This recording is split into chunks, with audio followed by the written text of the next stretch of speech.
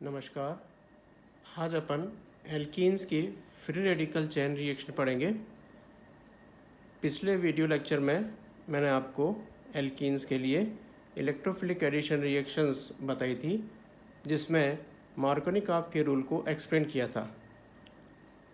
अब उसी एल्कीन के लिए हम एक दूसरी रिएक्शन पढ़ेंगे जो इस तरह से है।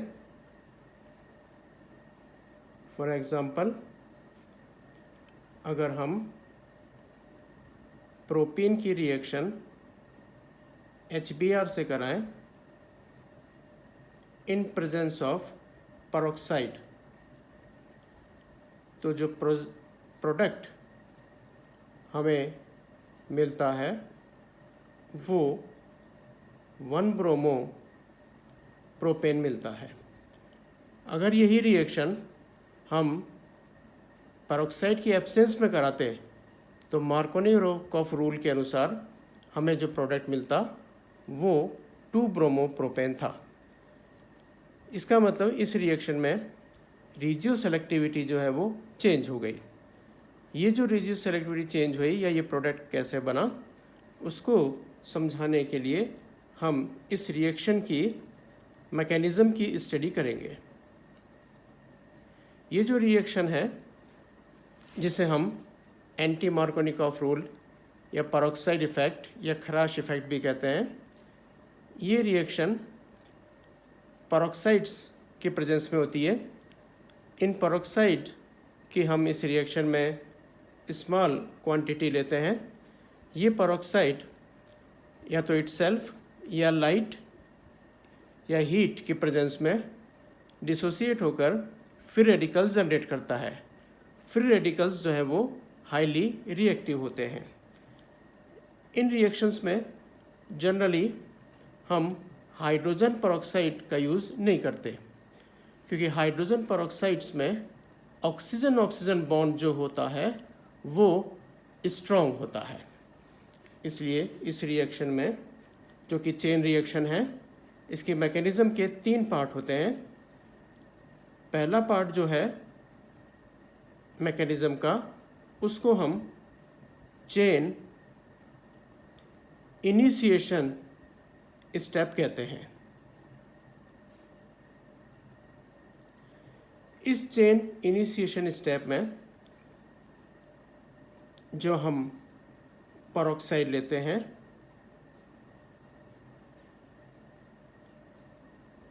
फॉर एग्ज़ाम्पल हमने यहाँ जो पेरोक्साइड लिया है वो है डाई टर्शरी ब्यूटाइल पेरोक्साइड।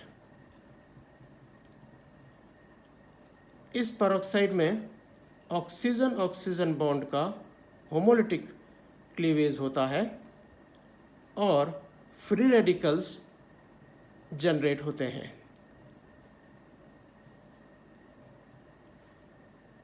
यहाँ जो फ्री रेडिकल बना उसे हम टर्शरी ब्यूटॉक्सी रेडिकल कहते हैं।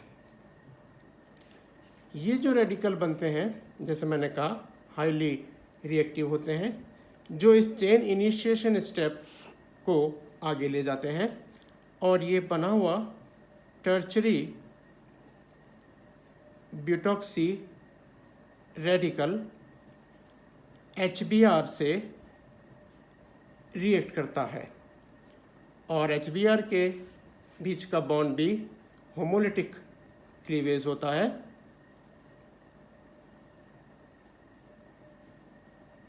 और इस स्टेप में एक प्रोडक्ट अल्कोहल बनता है और एक नया फ्री रेडिकल ब्रोमीन बनता है। ये जो चेन इनिशिएशन स्टेप है, इसमें ये जो रेडिकल था टर्शरी ब्यूटॉक्सी, इसने HBr के साथ रिएक्शन करके अल्कोहल बनाया, जबकि यहाँ पर कार्बन ऑक्सीजन और ब्रोमीन बॉन्ड यानी ऑक्सीजन ब्रोमीन का बॉन्ड फॉर्मेशन नहीं हुआ। उसका रीज़न ये है कि ये जो ऑक्सीजन ब्रोमीन का बॉन्ड का फॉर्मेशन होगा, उसके लिए ये जो स्टेप है वो स्टेप एक एंडोथर्मिक या जिसके लिए डेल्टा एच जो है वो पॉजिटिव होता है वो स्टेप है, इसलिए ये स्टेप यहाँ पर नहीं होता। इसलिए मेन यहाँ पे जो रिएक्शन हुई इसमें ऑक्सीजन और हाइड्रोजन बॉन्ड फॉर्मेशन होता है। अब ये जो नया फ्री रेडिकल बना ब्रोमीन का, ये फ्री रेडिकल इस रिएक्शन को अगले स्टेप में ले जाता है जिसे हम चेन प्रोपेगेशन स्टेप कहते हैं। इस चेन प्रोपेगेशन स्टेप में जो एल्कीन हमारे पास में है वो है प्रोपीन।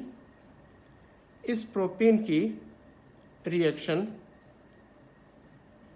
ब्रोमीन रेडिकल से होती है और एक नया रेडिकल का फॉर्मेशन होता है। यहाँ भी कार्बन कार्बन जो पाई बॉन्ड है उसका होमोलिटिक फिशन होता है। अब ये ब्रोमीन रेडिकल इन दोनों कार्बन में से किसी एक कार्बन के साथ जाकर बॉन्ड फॉर्मेशन करता है, तो यहाँ दो नए रेडिकल बनने की पॉसिबिलिटी होती है, जिसमें से एक रेडिकल तो इस तरह से बन सकता है जिसमें रेडिकल कैरेक्टर जो है वो सेकेंडरी कार्बन पर आएगा, और दूसरा रेडिकल इस तरह से बन सकता है जिसमें रेडिकल कैरेक्टर जो है वो प्राइमरी कार्बन पर आता है। ये जो दो रेडिकल बने उसमें से पहला वाला रेडिकल सेकेंडरी है और ये जो रेडिकल बना वो प्राइमरी है। जिस तरह से कार्बोकैटायन का स्टेबिलिटी ऑर्डर होता है वैसे ही फ्री रेडिकल्स का भी स्टेबिलिटी ऑर्डर होता है।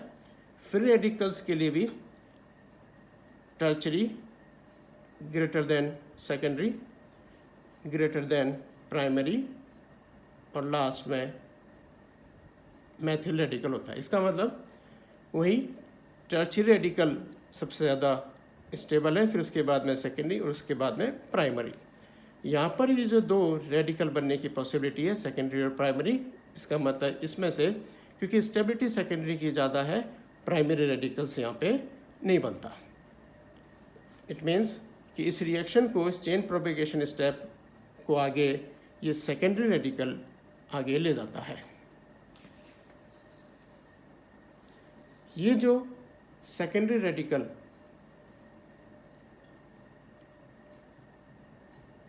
यहाँ पे बना है,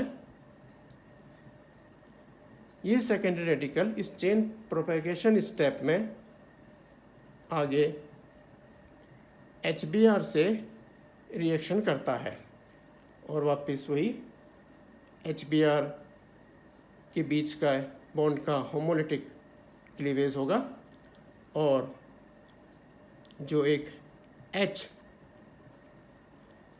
रेडिकल बनता है वो इस सेकेंडरी कार्बन से अटैच होकर 1 ब्रोमोप्रोपेन यानी प्रोडक्ट का फॉर्मेशन करता है और ब्रोमीन रेडिकल लिबरेट हो जाता है। ये जो ब्रोमीन रेडिकल बना वो जो कि इस चेन प्रोपेगेशन स्टेप का एक पार्ट है, वो वापस जो है हम कह सकते हैं प्रोपीन जो रिएक्टेंट है उसके साथ रिएक्शन करेगा, सेकेंडरी फ्री रेडिकल बनाएगा। वो सेकेंडरी फ्री रेडिकल वापस HBr से रिएक्शन करेगा और वापस ब्रोमीन रेडिकल जनरेट करेगा। इसका मतलब ये दोनों प्रोसेस जो है वो कंटिन्यूस होते रहते हैं जब तक कि रिएक्शन मिक्सचर में रिएक्टेंट यानी प्रोपीन और HBr होते हैं और कंटिन्यूसली 1 ब्रोमोप्रोपेन प्रोडक्ट बनता रहता है। जैसे ही रिएक्टेंट कंज्यूम हो जाते हैं उसके बाद में फ्री रेडिकल रिएक्शन मिक्सचर बच जाते हैं, वो फ्री रेडिकल आपस में कंबाइंड हो जाते हैं तो चेन टर्मिनेट हो जाती है। तो इसका जो थर्ड स्टेप है मैकेनिज्म का वो चेन टर्मिनेटिंग स्टेप कहलाता है। इस रिएक्शन में जो चेन टर्मिनेटिंग स्टेप देखे गए हैं वो इस तरह से है कि अगर दो ब्रोमीन रेडिकल आपस में कंबाइन हो जाएं तो ब्रोमीन मॉलिक्यूल बनता है। यह सेकेंड स्टेप। जो सेकेंडरी रेडिकल बने, ऐसे दो सेकेंडरी रेडिकल आपस में बॉन्ड फॉर्मेशन करके एक स्टेबल प्रोडक्ट का फॉर्मेशन कर लें तो चेन रिएक्शन यहाँ पे टर्मिनेट हो जाती है। तो हम इस मैकेनिज़्म के अकॉर्डिंग ये एक्सप्लेन कर सकते हैं कि फ्री रेडिकल मैकेनिज़्म से जब एल्कीन की HBr से रिएक्शन होती है तो रिड्यूस सेलेक्टिविटी रिवर्स हो जाती है और मेन प्रोडक्ट जो है वो 1-ब्रोमोप्रोपेन हमें मिलता है। अब यहाँ पे ये जो हमने एक क्वेश्चन और उठता है, ये जो चेन टर्मिनेटिंग स्टेप है, ये चेन टर्मिनेटिंग स्टेप के लिए डेल्टा H की जो वैल्यू होती है वो नेगेटिव है। इसका मतलब ये स्टेप जो है वो फेवरेबल स्टेप्स है। तो क्वेश्चन अराइज होता है कि चेन प्रोपेगेशन से पहले ही ये रेडिकल्स आपस में कंबाइन होकर चेन को टर्मिनेट क्यों नहीं कर देते। तो इसके लिए हम इसको इस तरह से एक्सप्लेन कर सकते हैं कि जो ब्रोमीन रेडिकल का फॉर्मेशन होता है, पॉसिबिलिटी हो सकती है ये या तो एल्कीन से रिएक्शन करे चेन प्रोपेगेशन से पहले, या ये चेन प्रोपेगेशन से पहले ही ब्रोमीन रेडिकल से रिएक्शन करे। यहाँ पर जो एल्कीन जो रिएक्टेंट है वो लार्ज क्वांटिटी में है और जो रेडिकल्स बनते हैं वो स्मॉल क्वांटिटी में होते हैं। तो जो पॉसिबिलिटी है इस ब्रोमीन रेडिकल की वो इस एल्कीन, इस प्रोपेन से रिएक्शन होने की ज़्यादा है। इसलिए इन दोनों की रिएक्शन से यहाँ इस रेडिकल का फॉर्मेशन होता है, जबकि इस तरह का स्टेप जो है वो यहाँ पर नहीं होता। इसलिए हम कह सकते हैं कि चेन प्रोपेगेशन से पहले ही चेन टर्मिनेट नहीं होती। लास्ट में एक क्वेश्चन और अराइज होता है यहाँ पे कि ये जो रिएक्शन है, ये रिएक्शन सिर्फ HBr ही शो करता है। इसके लिए हम ये देखें कि जो हाइड्रोजन हैलाइड्स होते हैं जैसे HF है, HCl है, HBr है और HI है। तो HF और HCl के लिए तो बॉन्ड डिसोसिएशन एनर्जी काफ़ी होती है। HBr और HI के लिए बॉन्ड डिसोसिएशन एनर्जी कम है। सबसे कम बॉन्ड डिसोसिएशन एनर्जी HI के लिए होती है। तो फिर भी ये रिएक्शन जो है वो HI शो नहीं करता, सिर्फ HBr ही शो करता है। इसका रीज़न ये है कि जो चेन प्रोपेगेशन का फर्स्ट स्टेप है, उस फर्स्ट स्टेप के लिए अगर वो HI के साथ होता है तो ये स्टेप एक एंडोथर्मिक स्टेप है, जबकि चेन प्रोपेगेशन का फर्स्ट स्टेप जो HBr के लिए है वो एक एक्सोथर्मिक स्टेप है। इसका मतलब एनर्जेटिकली जो फेवरेबल रिएक्शन है वो इन सब में सिर्फ HBr के लिए ही होती है। इसलिए ये जो रिएक्शन है वो सिर्फ HBr द्वारा ही शो होती है।